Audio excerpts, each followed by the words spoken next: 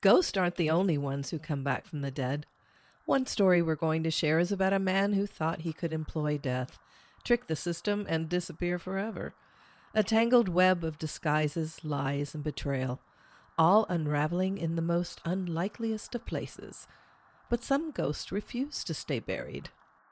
The other story we share is from a place in beautiful Scotland. Some people dream of traveling to Scotland for the whiskey, the castles, or maybe the picturesque landscapes. Me, I would go for the ghosts. And the place I will be covering has all the haunts for you. Plague victims, floating heads, a ghost dog, a ghost child, and even a man so in love with his personal toilet, he is still haunting it. This is Killer Hangover Podcast.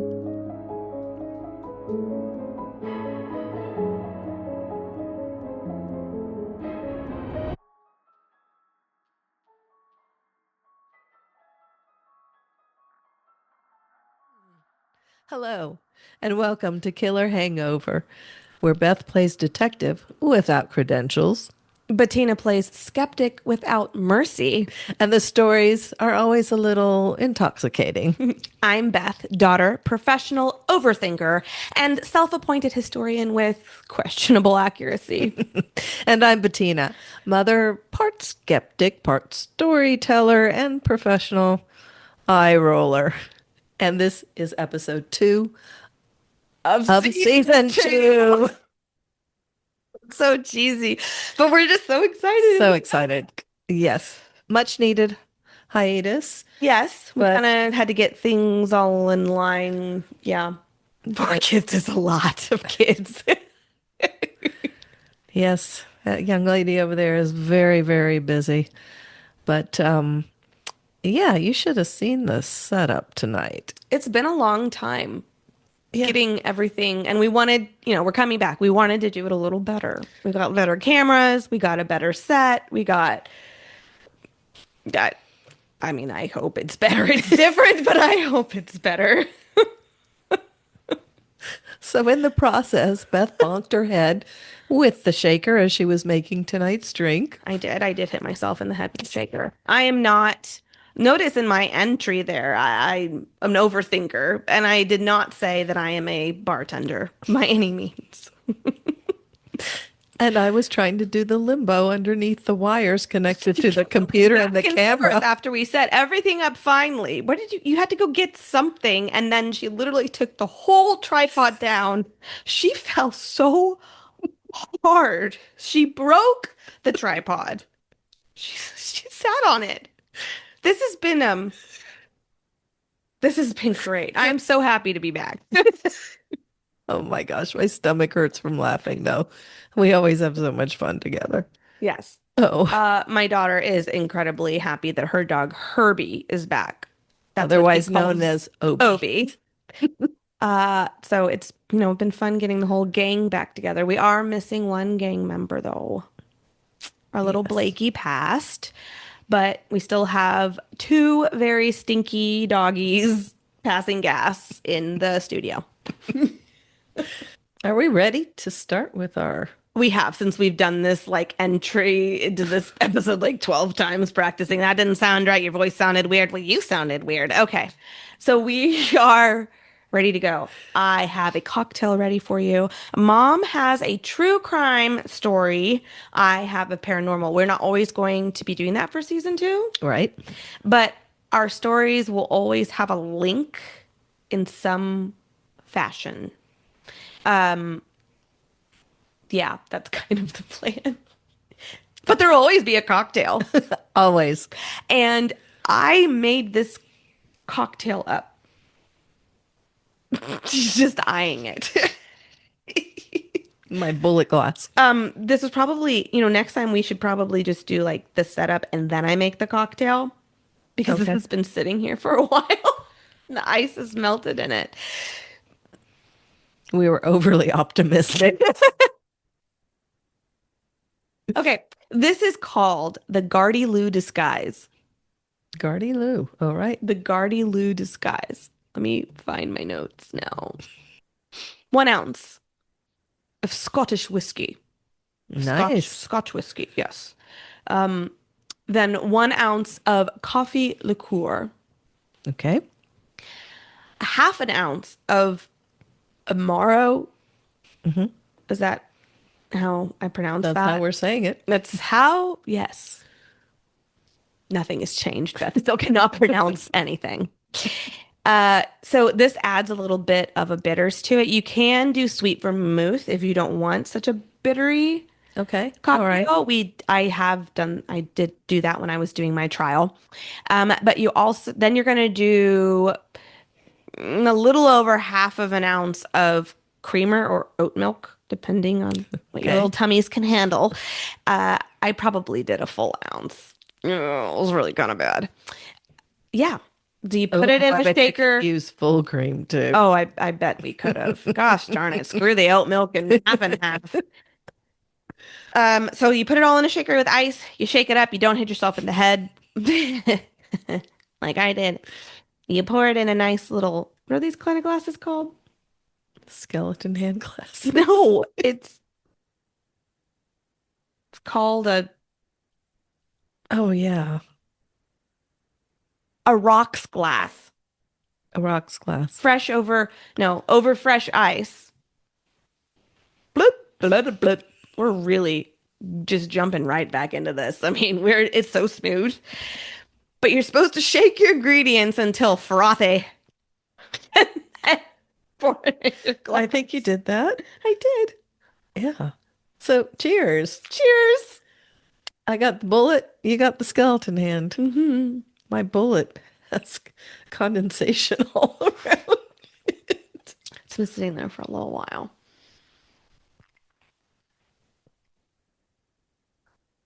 Nice. Yeah, it's smooth. It is very smooth. Yes. Uh, you, if you want to do the sweet vermouth, because you probably have that in your little, at home more than you would have the other option, Amaro or whatever it's called. Yeah. Um, you could add a little bit of bitters in there if you want a little bit of A bite. yeah, Bitter bite. a bitter bite. That's good. Yeah, it's not bad, right? Not bad. You did good, It's kiddo. got a little bit of coffee-ish, more like taste, right? No, it does definitely taste like coffee. I know. And there's way more whiskey than there is. Well, I guess it's the same. I'm gonna shut up now. Would you? I will kind of go over why I chose these ingredients. There were Cool. reasons Okay. to this cocktail and why I named it what I named it. Oh. But I don't want to give anything away. Okay. Then I'm going to start. You're like antsy to start. I am. I'm excited to start. But before I do, I'm going to give you a timeline to follow. She warned me about this. Just because this case is so crazy, there's more in the back. What? This is a two-sided sheet of paper. Okay. Sorry. But You have his name here at the top. That's a name. yes, it is. That's a very difficult name. I'm happy I didn't cover this. Oh. So the first time I saw this story was on Dateline. Dead Man Talking as 2023. And I knew I had to cover it. It was just so mind-blowing. The name of the criminal is Nicholas Aliverdian. That's how you pronounce that? Yes, ma'am. Aliverdian. Or Nicholas Rossi, or Nicholas Brown, or perhaps it's Nicholas Knight Brown, Arthur Winston Knight Brown, or Arthur Winston Knight. Let's start at the beginning, shall we? So, Nicholas Aliverdian was born on July 11th, 1987 in Rhode Island. His parents, Diane and Jack Aliverdian, had a rocky marriage from the start. His father was very, very violent. He was a criminal. He had been in jail for a few stints. And in the early 1990s, Diane divorced him and actually had a restraining order put against him. He was so violent. A few years later, Diane met David Rossi, who was a very, very good man. The two got married in 1996 when Nicholas was 9, and David adopted Nicholas and his two brothers. So now Nicholas was Nicholas Rossi. He had no relationship with his dad anymore. No, Okay. no. But all was not rosy in the Rossi home. You like that? Gosh. Nicholas was out of control. I mean, I've read different resources and stuff. He was always in trouble at school. He hit his brothers. He began hitting his grandmother and his mother.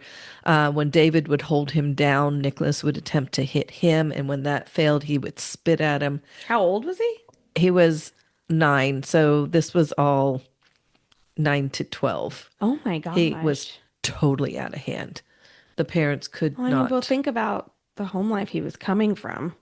I mean, just the scars that little boy already had on him. Like, it was so bad they had to institutionalize him. oh, geez. Where he was diagnosed with ADD and NPD, which is narcissistic personality disorder.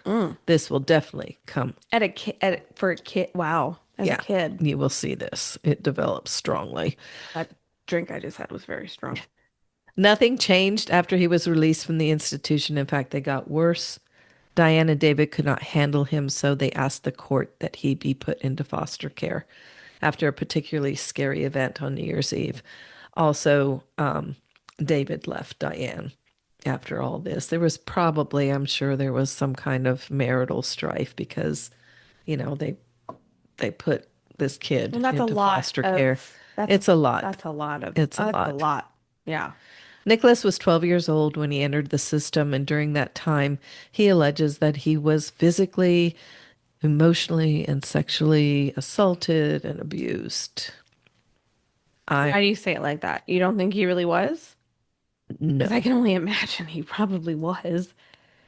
From the time he got into the system and he aged out at 19, he had been with a total of 12 families. That's horrible. And it turns out that he was the one that was doing all that abusing. Oh my God. So he had turned it, that he was the victim.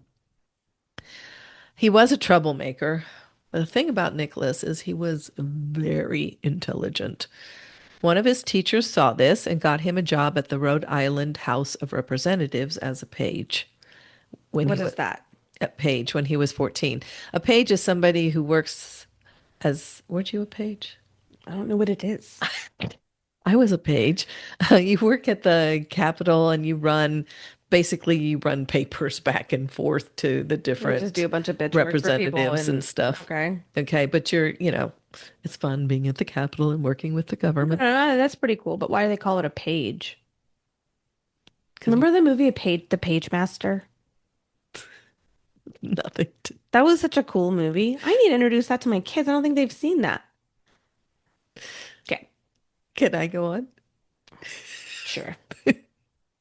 I guess. As a page, his work ethic and superb intelligence impressed everybody. Okay. This was a 14. So you're more than just running pages. Like you're doing something. He did more because this kid at 14 would read all the bills that came in from the front to the back. Like utility bills? So is he like doing the math? Or like what's owed? The bills. The government bills. The bills that were trying to... Legislation. Got it. Oh my gosh. I'm so embarrassed. Like, wow. Is he like, they're like... I mean, these are hundreds of pages, sometimes thousands of pages. It's a lot of bills. And the senators wouldn't even read all these, right? I mean, they get a lot of them. They don't even read them. He would read them from front to back. And he would understand everything about those bills. It was at 14. The Rhode Island representative. The Rhode Island? Is it Rhode Island or Rhode Island? The Rhode Island representative. What you have written here is Rhode Island.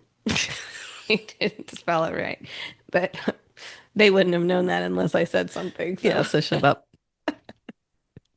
Okay, so the representative, Brian Coogan, befriended the young Nicholas and felt so sorry for his horrible conditions because he was being abused and, Everything was really terrible. Mom, but could he have been being like, could he have been going in? Foster's a horrible place. No, it is, but then you wonder if he was such a great kid, why he was in 12 families. I think that's pretty common though when the kids are older. I So don't he know. moved around a lot. Okay. Anyway, sorry. I guess So this representative was just so upset that, here's this bright kid who could do all this stuff, and yet at night he had to return to these horrible conditions. And he was seriously thinking of adopting him. Plus, the kid Nicholas would always come to him and beg him, adopt me, just adopt me, just adopt me. But he was friends with the family court judge. I love this name, Jeremiah S. Jeremiah. That was his name. they named him Judge Jeremiah. Jeremiah S. Jeremiah. So his first and his last name are the same name. I thought it was fun. He heard mean. That's just mean to do to your kid. He heard his friend. He became a judge, so that's he was pretty a judge, cool. so. They can name him whatever the heck he wants. His friend was contemplating this action. The judge warned him, don't do it. Do not adopt this child. And that's the person that told him that he was actually the one that was doing all the abusing. Rossi, this is a quote, Rossi will try to undermine you and turn your family upside down. Oh, gosh. Fortunately, Coogan took these words to heart and did not follow through with the adoption, even with Nicholas begging him to. So now we move on to 19. But he still keeps him as his page?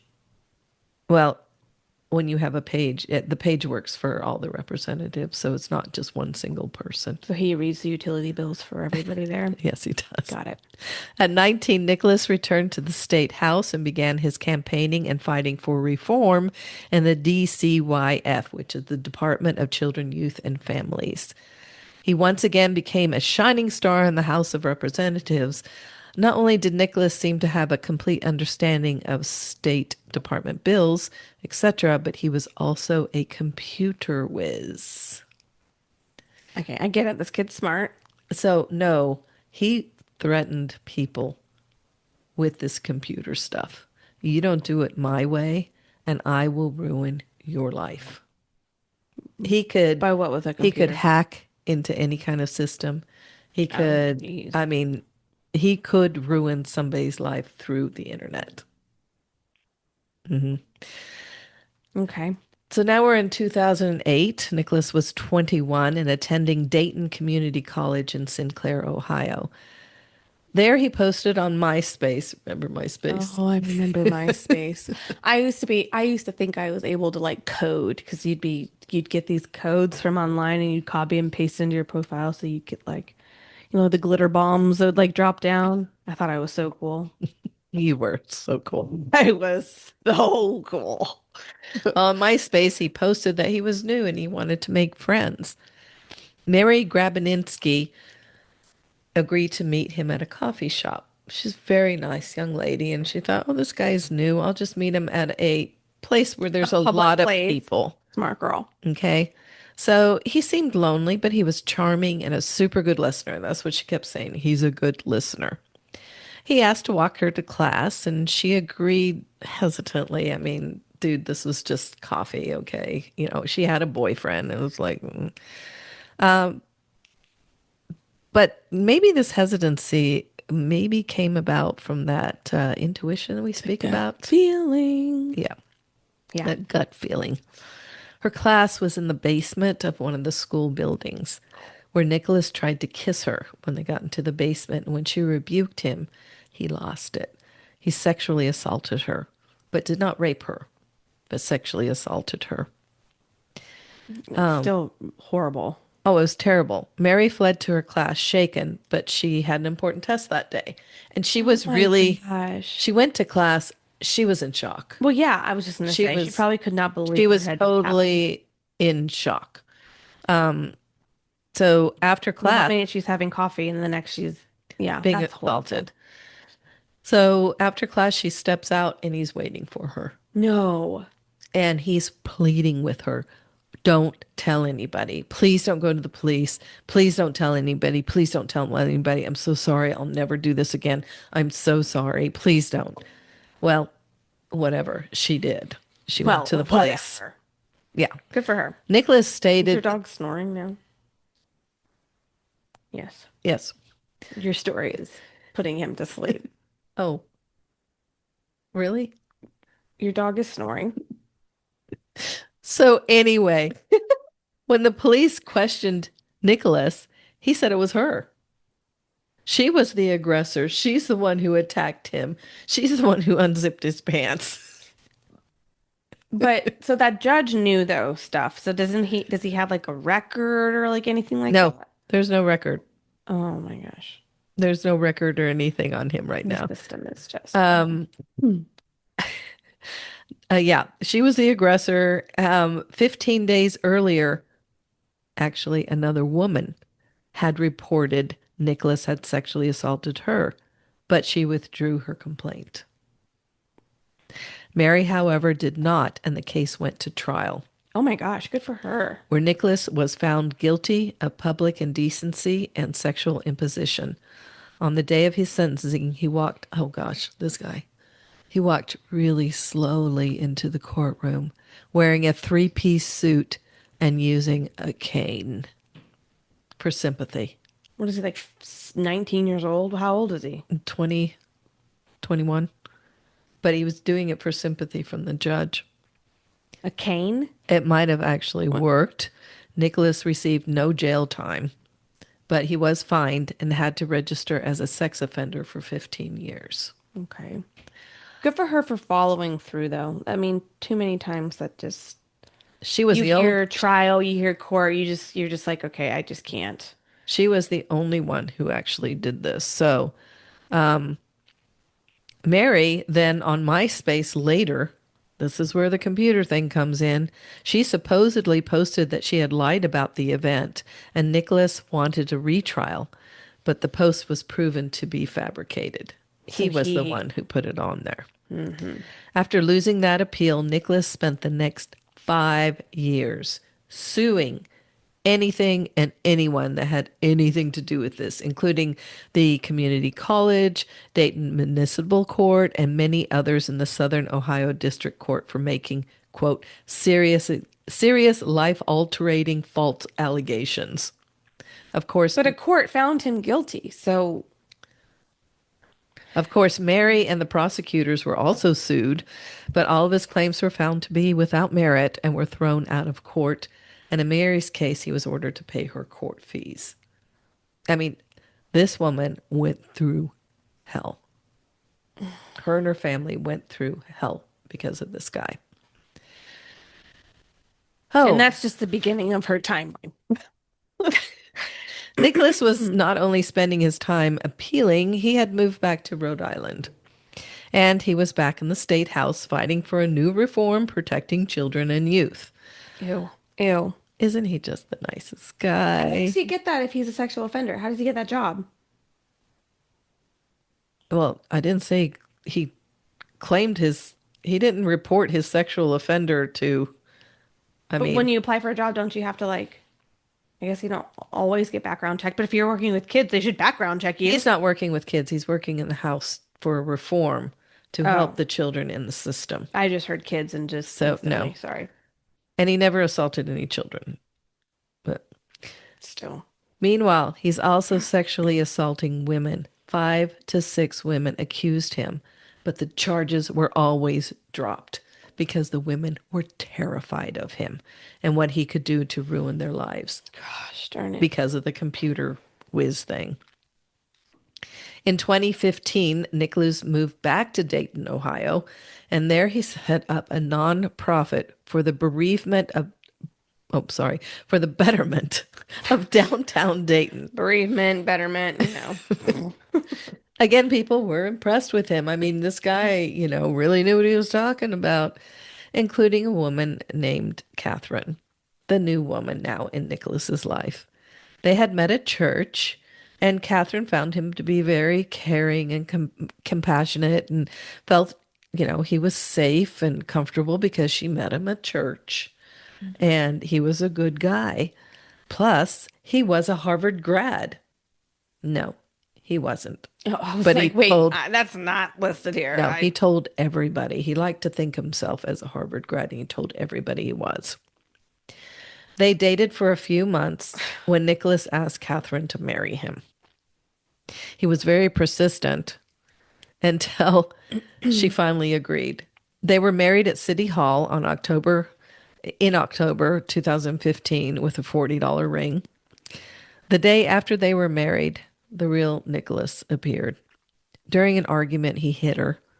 He was arrested for domestic violence, but that was only the beginning. He controlled her every move, cut her from her friends and family, started using her savings account, which she had gotten from her grandmother when her grandmother passed away. She had a savings account given, that she was saving for. He used her savings account for the nonprofit where he offered to help families get scholarships for their children's college for a fee. What? That was totally bogus. So he set up this link, I guess, so he would help these children, and they're usually lower income children. Sure. And he would help them get into colleges. Of course, the families had to give him a small fee to do that. Well, Okay. he didn't help one child get into any colleges. It was a total bogus thing. And then these people couldn't afford to It was a take him to court or non-profit anything thing. like that, so they couldn't. Oh my gosh. After many other horrific events, including beating and rape, and being tied in the bathroom for 2 days. Catherine was? Yes. Jeez. Catherine left Nicholas, but with not a penny to her name. He had taken everything, including the $52,000 from her savings account. Oh my gosh. Catherine was not the only person he stole from. Along with the scholarship fraud, the FBI was looking for him for credit card fraud. So there was one foster family, it was his last foster family, that had taken him in, and they were good to him, really good to him. They lived out on a farm, and they really tried their hardest and were very good to him. What does he do in return? Oh, he takes out several credit cards in that foster father's name and accrued $200,000 with these credit cards. So he stole from that man. Oh my gosh. To add to this, there was an arrest warrant out for him because he had never registered as a sex offender. No biggie. Nicholas just moved to Europe because when in Europe you don't have to No. report yourself as a sex offender. And he could disappear from the fraud charges. As he was eluding the law, a new detective in Utah, this is so interesting to me, began processing the sexual assault kits that had been untested. So if they were cold cases, basically. Right. And he started going through them. A 2008 rape case turned up with a match to Nicholas Rossi. In 2020, yet another arrest warrant for Nicholas was issued. So he's accumulating all these warrants for him. 2020? Yeah. So this is like recent. Yeah. All in all, there were police reports against Nicholas for sex assaults, harassment, kidnapping, all from 2007 to 2019 in Massachusetts, Rhode Island, Ohio, and Utah. And that doesn't count the terrified women who never reported. Who never came forward, of course. Yep. Yeah. Now, though, is where it starts where movies are made from.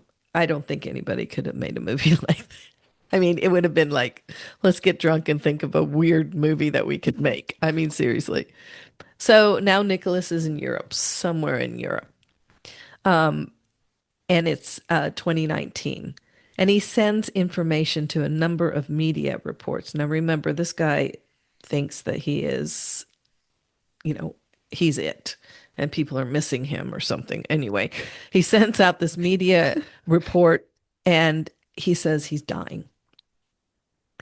He has been. Why would these people care? He has been diagnosed with non-Hodgkin's lymphoma, and he insists that the media spread the word. Who is he? Why? He's just a Joe Schmo. Like, why Joe Schmo? Well, I think he Joe wanted to Schmo? make sure the police heard that he was dying, so they would stop, pursuing him. But why would the media even report on this? Well, like if I wrote into the media and said, guys, I'm dying, you need to do something about this, they wouldn't do a damn thing. Like, so who is this guy? Then a few months later, a woman claiming to be his wife, Louise, What? sent an obituary out. 32-year-old Nicholas Rossi had died on February 29th, 2020. The It's Louise. Louise is his wife, supposedly. The obit was quite the read. According to it, Nicholas was amazing, brilliant, saved children, was educated at Harvard. The list goes on. Here's some quotes from the obit. That he probably wrote. Oh, he wrote it all. Nicholas Alaverdian's battle for life ended on February 29th, 2020. The children and families in the care of the Rhode Island Department of Children's Youth and Family, for whom he inspired and led through turbulent government transgressions, have lost a warrior that fought on the front lines for 2 decades. Another quote, at the bedside were Mrs. Alaverdian, their 2 children and extended family. His last words were, quote, fear not and run toward the bliss of the sun. Mr. Alaverdian was a devout Roman Catholic. Fear not. Run towards the sun. He was a devout Roman Catholic. In keeping with Mr. Alaverdian's wishes, his earthly remains were cremated with his ashes scattered at sea. Don't Catholics not believe in cremation? Yeah. Well, no, the scattering of ashes is what. No, yeah. That's kind of a hard no. But anyway. But he's a devout. These last 4 years have been the most peaceful and intellectually invigorating 4 years of his life, shared with his young, loving family, including his beloved wife and cherished children. Then, Father Healy, who is a priest at Our Lady of Mercy Church in East Greenwich, Rhode Island, received a phone call from a woman who called herself Louise and claimed to be Nicholas's widow. She requested to have a memorial mass said at the church, but not just any request. She insisted there be 5 to 6 speakers, all past or present state elected officials. What? Why? Classical music, Bach, Beethoven, Mozart. Oh, and could these be music played by the symphony orchestra? What? Why? Who is this person? And who pays for this? Well, Yeah. the church, of course. Isn't that what the church does? But they didn't do this, right? Fortunately, because poor father was just like, well, anybody, we can have a memorial mass for anybody. I mean, Sure. Okay. Uh-huh. But the orchestra thing, I mean, we don't do that. Fortunately, it wasn't long before Father Healy received another call, this one from the Rhode Island State Police. Okay, good. Do not have a mass. Nicholas may not be dead. After an extensive search, no death certificate could be found. But this is all happening in Europe. They looked all over Europe. They did their investigation, abroad over there, and there was never a death certificate discovered, ever. Okay. So cancel that orchestra. So it sounds like it was never hired to begin with. No. There was so much doubt in officials' minds that Nicholas was not dead that the investigation continued, and in December of 2021, Nicholas Alaverdian was found. Or was he? Who was the man lying in a medical-induced coma at the Glasgow hospital? What? He was admitted in December of 2021 with a severe case of COVID under the name of Arthur Knight. But fingerprints and tattoos on his upper arms and photos identified him as Nicholas Alaverdian. So COVID caught him. COVID caught him. So who is Arthur Knight? Oh my gosh. Arthur Knight claims to be an Irish orphan We should have started drinking after this. who moved to London when he was a teen and later worked at the university as a professor. He met his... Real? Or is this a story? This is Arthur Knight. That's not answering my question. Well, you don't know that yet, do you?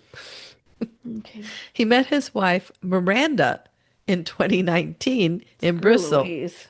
But then he was Arthur Brown.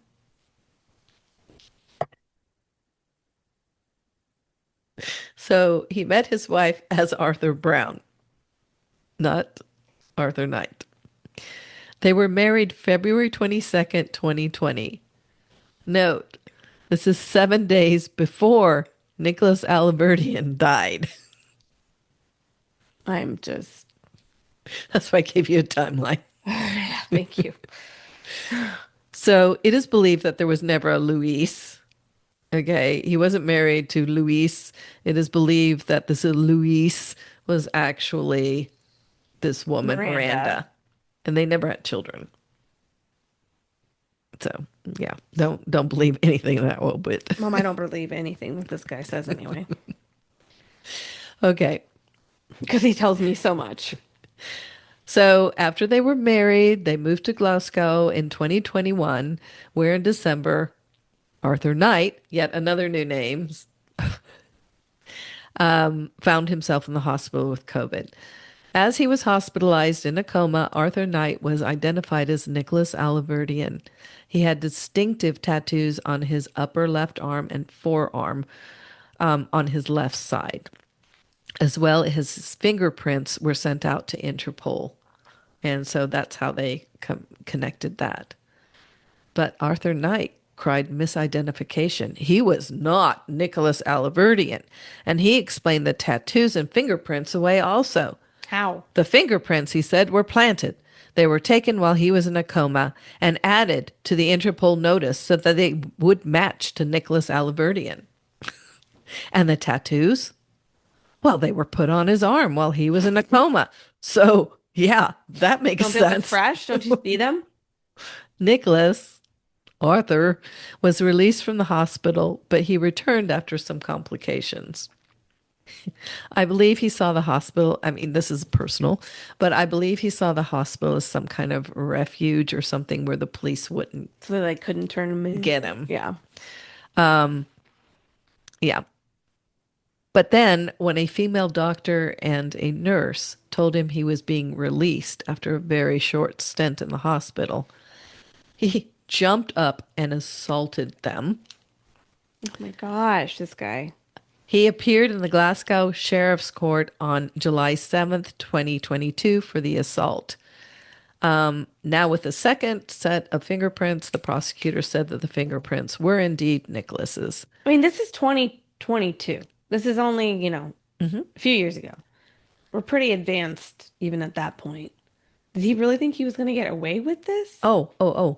May I add that by this time he was appearing in court in a wheelchair, dressed all in black, Pain. and donning a kippa. What's that? That's the little hats. And he had said he had converted to Judaism. Okay, so screw the Catholicism, screw the cane, screw the three-piece suit.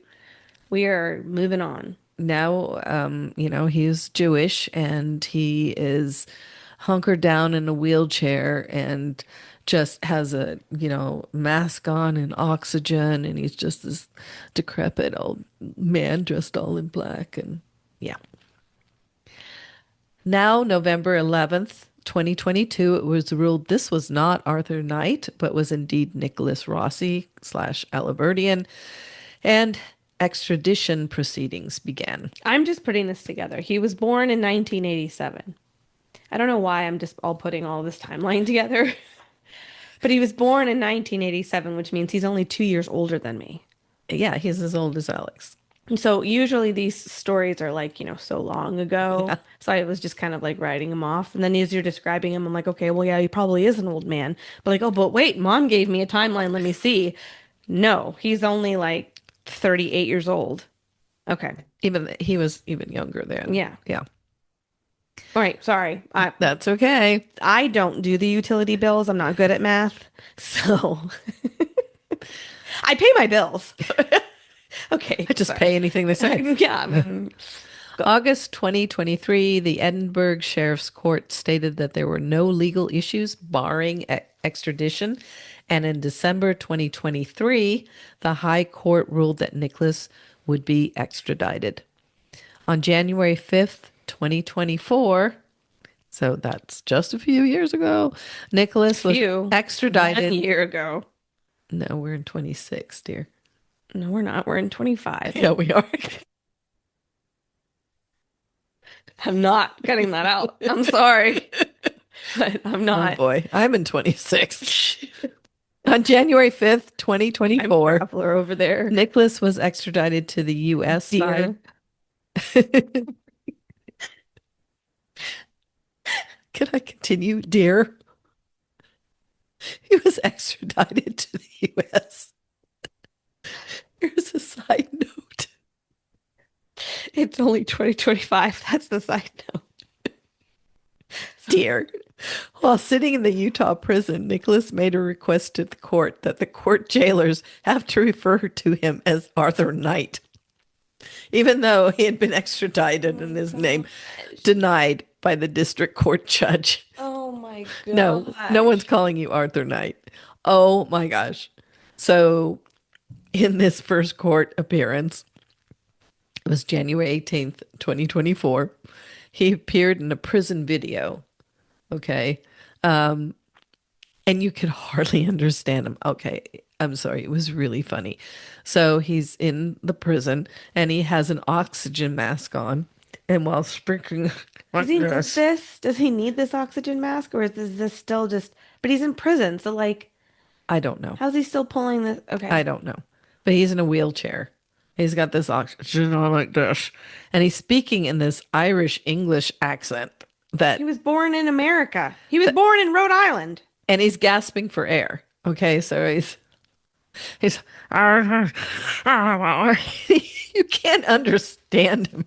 Freaking your dog out. But the little bit you could pick up was that he was denying that he was Nicholas Aliverdian. And he denied that his birthday was July 11th, 1987. My dog's drinking water. Okay. To the judge, he says,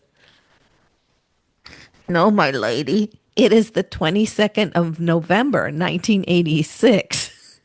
I mean, if you're going to lie about your birthday, you might as well. You're going to act like you're some decrepit old man, then you should probably be a little older. If I'm going to lie about my birthday, I'm going to make myself younger." But you're also not sitting there in a wheelchair pretending like you're grasping for air. No, he's 36 years old and he looks like an old man. The judge set the hearing for April 19th, 2024. Every court and hearing appearance was deflected by Nicholas. First, he was going to defend himself. The judge advised against this. Oh my God. Then he told the court when they tried to do that. he and his wife were scrambling to get money for a lawyer, but then admitted that he only had $1,400 in the bank. A public defense lawyer was appointed. That's why they have public defense. Okay. But it was too close to the scheduled hearing on June 12th. Remember, this dude is smart. Well, yeah. So he knew what he was doing. The first preliminary hearing in his 2 rape cases in Utah were set for July 12th, 2024. And the day after his birthday. Then the unbelievable happened. On October 16th, 2024, at his bail hearing, Nicholas Aliverdian admitted who he was and that he had changed his name to Arthur Knight among the other names he used. His reason was he was in fear of his life. Gosh. He had gotten death threats due to his earlier work fighting for children in the Rhode Island House of Representatives. Gosh. Who were these people? Well, he didn't really want to say. It would be like giving cheese to a mouse. That's a quote. It would be like giving cheese to a mouse. He didn't want to give in to them. In reality, I think he thought that if he admitted that he had done all this, it would, um, at his bail hearing, he thought the judge would give him leniency and would actually, set a bail amount. But it didn't work. He didn't get bail, right? No. Okay. Bail was denied. Denied. On August 13th, 2025, Mm-hmm. that was very recent, after a 3-day trial, Nicholas was found guilty of the first 2008 rape. October 2025, he will be sentenced for that rape. Nicholas' trial in Utah County for the second rape is scheduled for September 15th, 2025. So we know that this episode is coming out after these dates. Yes. So at the end of this episode, we will have an beep, beep, beep, beep, beep, beep, beep, beep. Breaking news. This is what happened. This is what happened.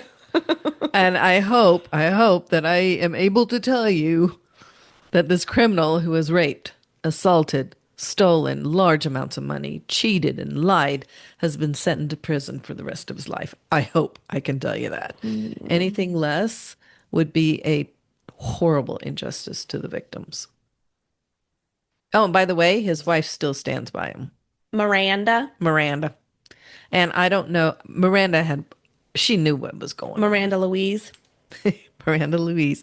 She had to have known what was going on. I mean, They don't have children, though, right? no, Okay. they don't have children. Yeah. So anyway, it was hard to follow. I know it's a really hard story to tell without like Dateline has the great pictures and the interviews of the people. So it's a little easier to follow. Why didn't you pull up an interview? I mean, come on now. Yeah, I should have interviewed somebody. Sorry. Remember, we're just starting again.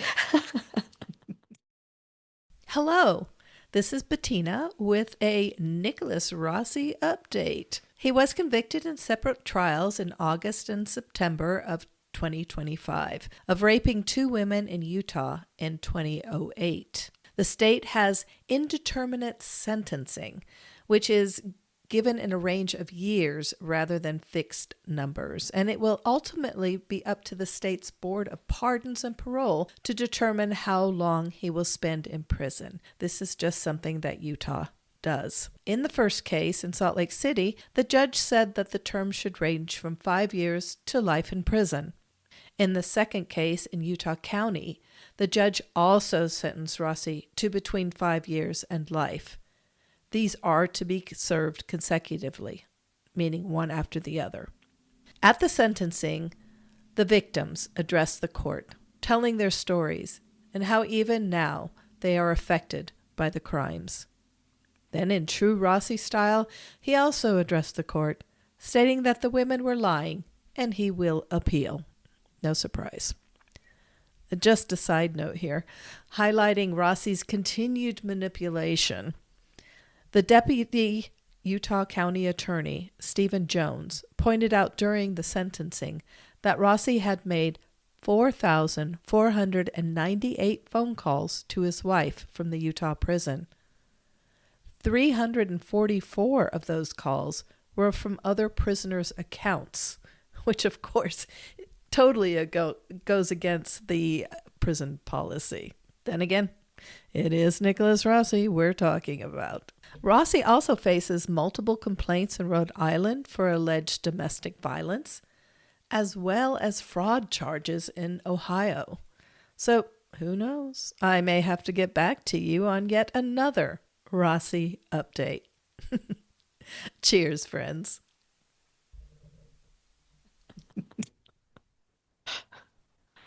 Oh my gosh, he's a trip. Ugh. Ugh. I have to pull up a picture of this guy. Oh, these two are interesting looking. Oh my. What are you looking at? I mean, it is like a movie. It is. It is. Interesting.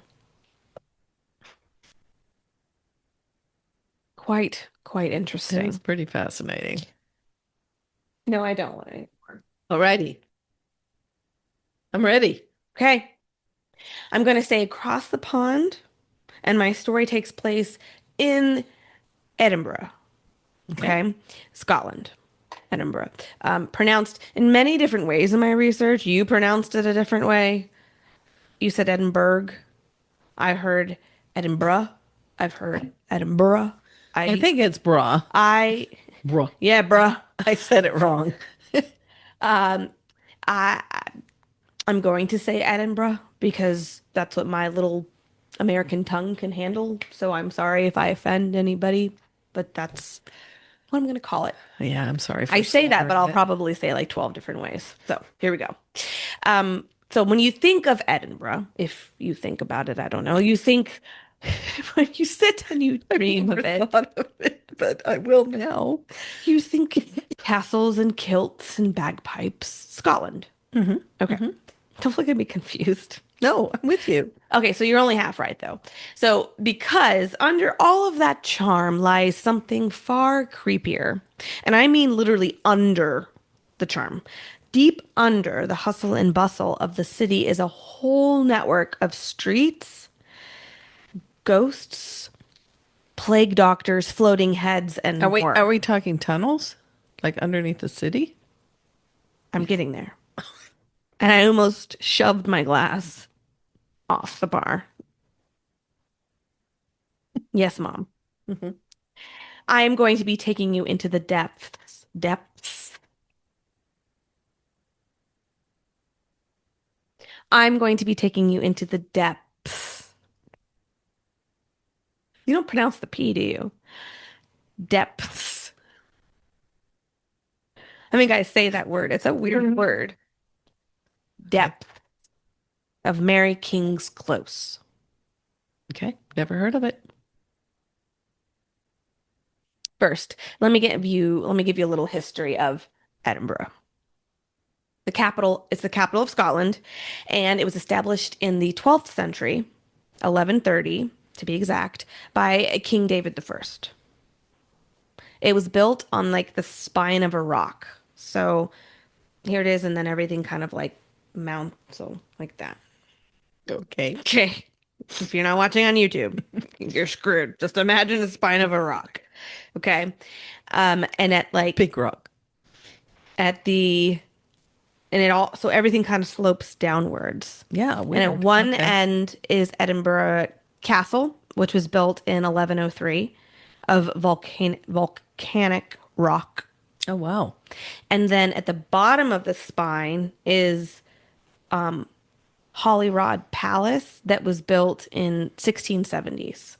Okay. So then there was a road between the two that's known as the Royal Mile, which is essentially connecting the two royal households together.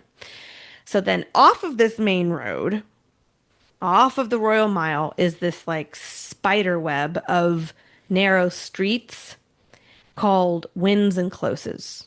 You got wynds and you got closes. Okay. I know. I learned a lot. I told you I'm a historian now. But like these are so tiny. Like I don't think a bike could fit down a couple of these. Oh, They're dear. very narrow. So wynds are public pathways, and then closes are private like streets. All right. That's kind of how I can that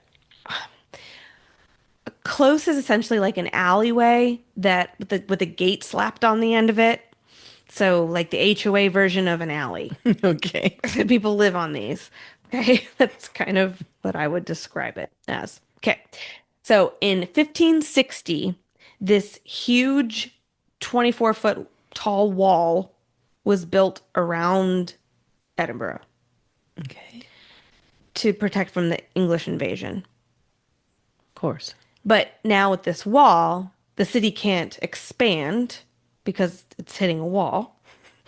It's between a rock and a hard place. So it has to expand upwards. So these buildings just keep growing on top of each other. But they're all slanted. And they're like 8 or more stories high. Oh, my. And some resources said that these were like the first skyscrapers because they just kept building upwards. But these are crammed with families, livestock, everything. In these little roads. Wow. Okay. And you can just imagine This is not pleasant. the smells. Just everything is crammed into these little areas. Sewage.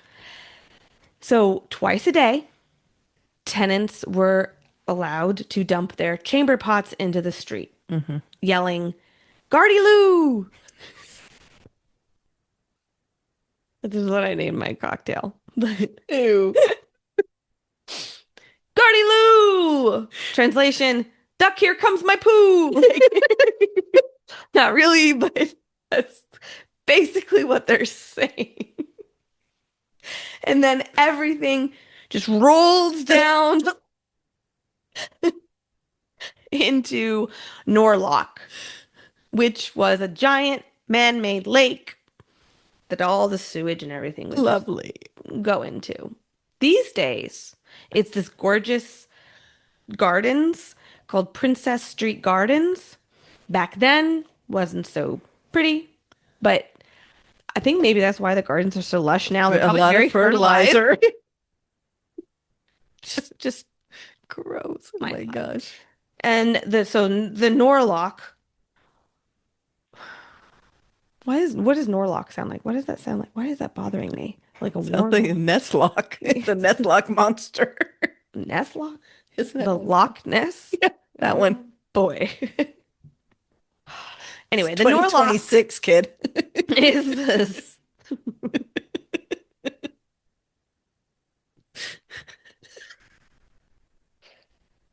Sounds like Norlock. Norlock is just a cesspool. Ugh. I mean, obviously. Okay. But it's also where suicides, drownings, and witch trials took place. Oh my. Romantic Scotland, isn't it? One poor woman, Alison Ruff, was dunked to death there in a duty chair. Oh. And legend says it took her a full 10 minutes to disappear under the muck. Oh my gosh. Fast forward to not quite 2026. We're going to fast forward to the 1600s. Okay. And the plague arrives. Yersinia pestis, bubonic boils, pneumonic plague. You're getting it all. Enter Dr. George Ray. Oh, George. Oh, George is back. He was a plague doctor.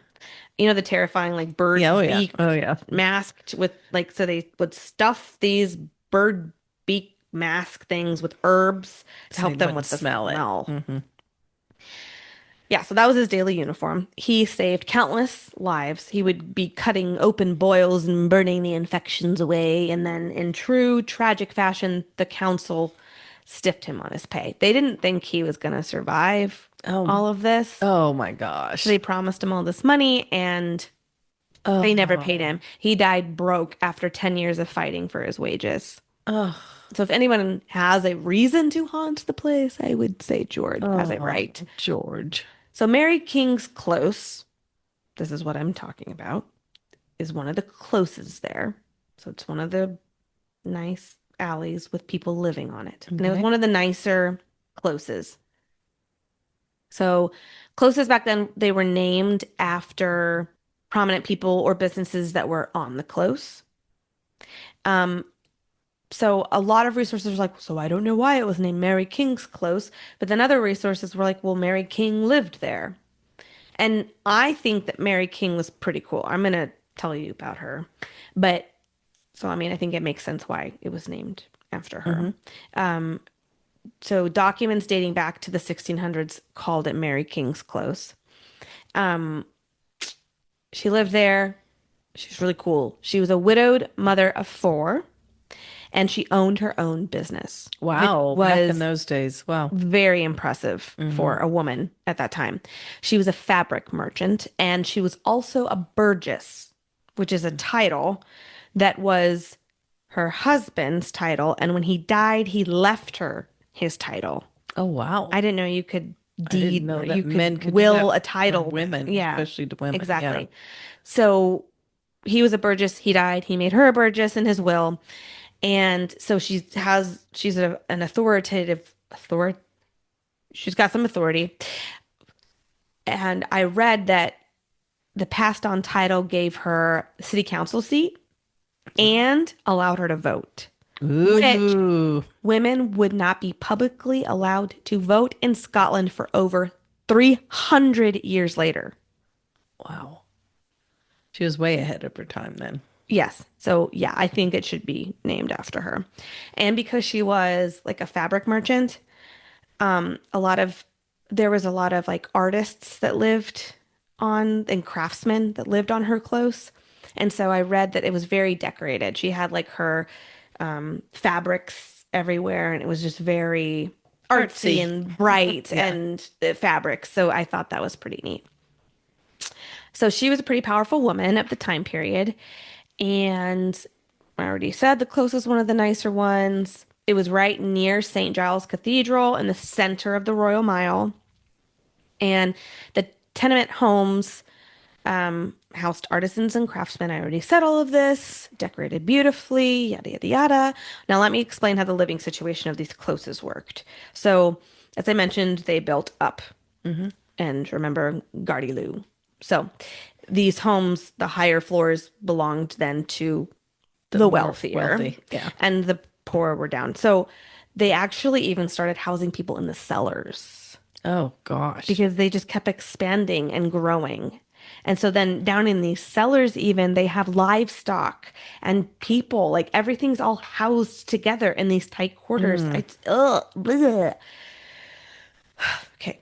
Anyway, a steep hill goes down to the lock. So then you just throw everything in, everything just flows down to the lock. But lower streets were probably really gross to just I don't think you'd be saying, I'm going to go for a walk, dear. I don't think I would be saying that. I don't think I could have survived back then.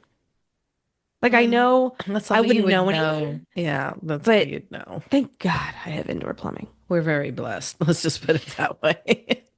So, okay. Um, then the people down low, obviously, they didn't have a lot of light. You don't get a lot of sunlight down there. And the smell of sewage was just everywhere. You got the animals, the close Got quarters. diseases. Yeah. I don't like even the rich people, I don't know how they even kept clean. Like, what do you have, like a monthly bath? Like, If you're lucky. I know, the BO and diseases. And then the cemeteries, they were overcrowded. So they're like burying people just on top of each other in these like shallow graves. So then you have rotten bodies that are smelling up the place. Oh my gosh. You have Yersinia pestis, which is like carried by flea-infested rodents. So, and once this, like I read, once it hit the lungs, you were dead within a few days.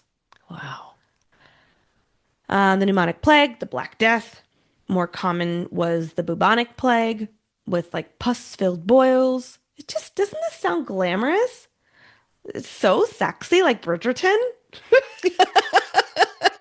I mean, it's the same time. Whoops, sorry. It's like the same time period. So, But that was England. I'm just saying. Oh. Okay, so as nice and as wealthy as most may have been there on Mary King's Close, the plague of 1645 wiped out everybody on that close. Wow, really? According to legend, the gates to the close were locked and plague victims were just left to die alone in there. But in reality, the gates were probably closed and locked, yes. They were very, very strict on if you knew anybody or you've been in contact with anybody, you were not allowed to leave your home. Like, think COVID, but like far more stricter. Like, they would brand people Oh, man. so that you couldn't come in contact and spread this. I mean, they don't know how it's spreading, so they're just going to keep people, they're literally going to lock these closes so people can't leave, and then they would leave food outside the gate and water and things for these people, but still, everybody there just died. And eventually Mary King's Close was abandoned in 1645. Over time, more people started abandoning all the closes in Edinburgh. The rich especially were like, I have to get out of here. They could afford to move and leave. And they started leaving Edinburgh and moving to a new town called Newtown. I mean, they're so clever. How original. The 18th century, the area of Edinburgh was trying to keep up with the New Joneses, with the new town. And so they decided to build a Royal Exchange, like an outdoor trading post. So they kind of wiped out some of the upper living quarters and built on top of that to build, which is now the top, which is like your street level now, Oh, I see. Okay. Okay. to build this. So they basically Trading. covered over, But town. underneath, you still have all these closes. so they built on top of this So town. think like a little alley, and then maybe 4 stories up of homes. And then on top of that now is street level. Okay. Does that make Okay. sense? And I lost my place. So now they have this trading market. Mary King's Close was the perfect place for the exchange. So instead of tearing out all the houses, they got rid of the upper floors and built the Royal Exchange just on top of the lower floors, leaving the lower homes and some businesses under the Royal Exchange. Still active. People were still living there. People were still running their businesses down there. People started moving back. Okay. Some poor souls continued to live underground until the last tenant, Andrew Chesney, was forced out in 1902. Oh my goodness. So it was being lived in. Andrew Chesney, he did have to leave. He did leave one unforgettable legacy, his thunderbox. Yes, an indoor toilet. He was very proud of. He had an indoor toilet in there, and he used it with the door open so that the whole close could admire him using it. And apparently he's still hanging around there today. His shadow figure is spotted near the site of his beloved toilet. Is the toilet still there? Some ghosts cling to their treasures, and Andrews clung to his plumbing. I would assume so, since it's a story that's told.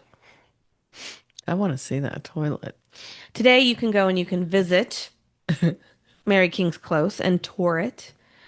They have it all set up how it would have been back in the day. They have mannequins set up. Oh, they even cool. have Yeah. like a mannequin set up as Dr. George with the beak thing. And I know it has a special name. I'm sorry.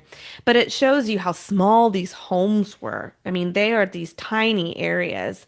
And then you see how close these other homes. I mean, it's crazy because then they even have it set up where like this is a home where somebody lived with their 9 children, and then right next to it is like this even smaller like closet area, like, and this is where they house donkeys, and they're all underground. I mean, it's just, and then this is where this person sold their paintings, and then it's a whole city underground in these really tight little alleys. It is underneath a government building now, so you can't take pictures. Okay. And you're not supposed to video, but there's a couple videos on YouTube of people that were allowed to, probably so that they could continue getting tours down there. They have to show what they're doing down there. Okay, so now for the ghosts. The first ghost story of Mary King's Close dates all the way back to 1685. So this is after the plague wipes everybody out. Before the marketplace was built, the close had sat abandoned for a while, but eventually people, like I said, started coming back and moving back in.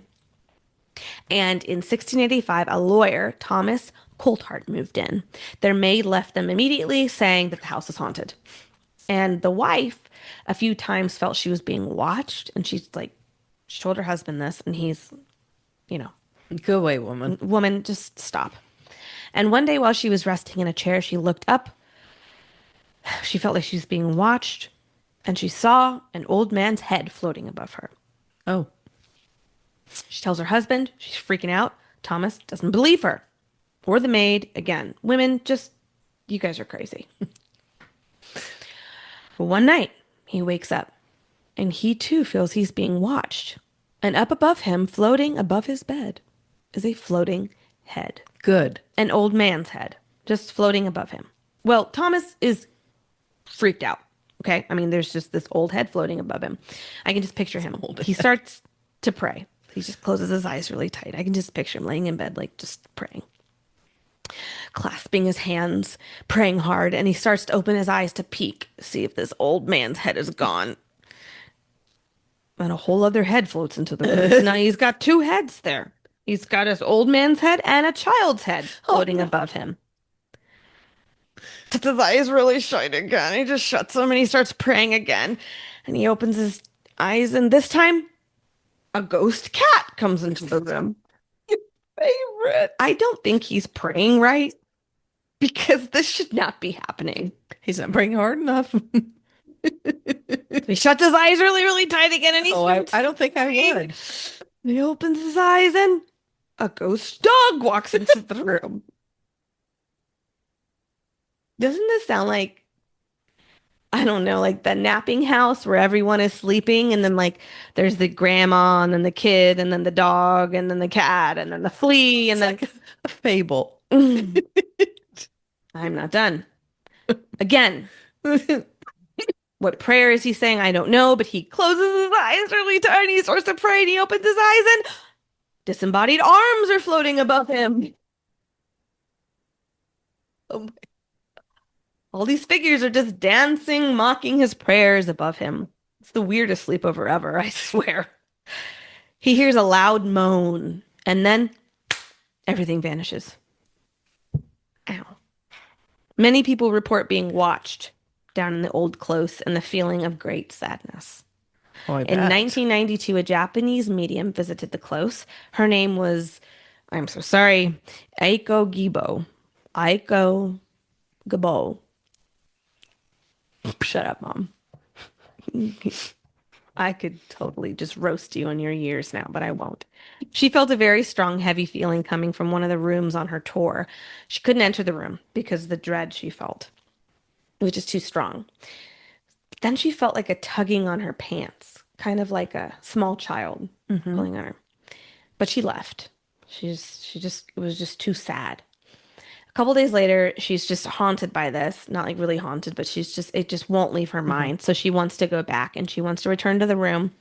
She wants to figure out exactly what it was, what's going on. And she came to the conclusion that the room was haunted by a child, a little girl that she said was named Annie. She saw Annie crying in the corner of the room. She was about 9 years old, and she was very sad because she couldn't find her family. The medium said that Annie had gotten sick and had been abandoned down in the close by her family. Oh, dear. She also said that Annie was sad because she couldn't find her beloved doll. So the medium went out and bought a doll and left it in the room. Others have since followed this example, and they bring toys, dolls, stuffed animals to Annie's room. So Annie's room is filled with toys.